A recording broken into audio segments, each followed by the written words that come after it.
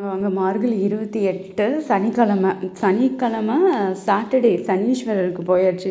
Saturday காடுக்கு இங்கே தான் திருநள்ளாறு கொஞ்சம் பக்கத்தில் தான்.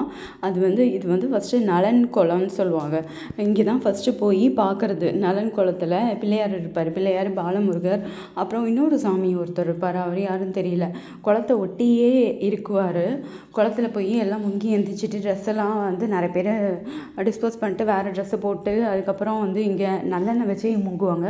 அது ஏற்கனவே மார்கழி மாதம் ஒரு டைம் போனேன். அப்போ 4:30 மணிக்கே காலையில் அங்கே இருந்தேன். இப்போ இந்த டைம் கொஞ்சம் விடிஞ்சிருச்சு. ஒரு 6 மணி ஆயிடுச்சு இங்கேருந்து கிளம்பி போகிறதுக்கு. சரிண்ணா அதுக்கப்புறம் கொஞ்சம் அப்படி தான் போனோம். ஏன்னா லாஸ்ட்டு சாட்டர்டே சரி போவோம் மெதுவாக, ஆல்ரெடி ஒர்க்கு போயிட்டு வந்தாச்சே அப்படின்னு சொல்லிட்டு போனோம். செம எனக்கு ரொம்ப பிடிக்கும். அது ஏன் தெரில, சாட்டர்டே ரொம்ப பிடிக்கும். சாட்டர்டே கார்டு எவ்வளோ அகலமாக எவ்வளோ விசாலமாக பெருசாக இருக்குது பாருங்களேன். நல்லா பெயிண்ட்டு ஒர்க்லாம் பண்ணது அப்படியே மெயின்டைன் பண்ணுறாங்க. அதனால் அப்படியே இருக்கும். இங்கே ப்ளூ பிரிண்ட் வேறு ஸ்ட்ரக்சர் வச்சுருப்பாங்க. அதில் நிறைய பேர் எடுத்துகிட்டு இருந்தாங்க. ஐயப்பன் சுவாமிக்கு மாலை போடுறவங்க தான் எல்லோரும் நிற்கிறாங்க பாருங்கள் காலையில். ஆனால் அவங்க தான் கூட்டமே. எப்பயுமே அவங்க இல்லைன்னா கோயிலே இல்லைங்கிற மாதிரி ஃபுல்லும் அது சமைய போகிறோம். எப்பயும் போல் வழக்கம் போல் இவரோட ப்ளூ பிரிண்ட் எடுத்துகிட்டு கொஞ்சம் ஷார்ட்ஸ் எவ்வளோ பெருசாக இருக்குது பாருங்களேன் கோவில். ஆனால் சுவாமியை சுற்றி வர இடம் எல்லாமே கொஞ்சம் சின்னது தான்.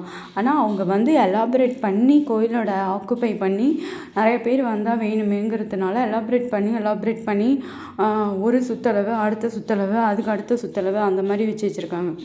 அந்த கோபுரம் இதுலேருந்து இப்படி நான் கோபுரம் எடுக்கிறது எனக்கு ரொம்ப பிடிக்கும். எப்பயுமே அந்த இதுலேருந்து அப்படி கோபுரம் எடுப்பேன் நான். இன்னொருக்க வெளியில் வந்துட்டு அதுக்கப்புறம் போனேன்.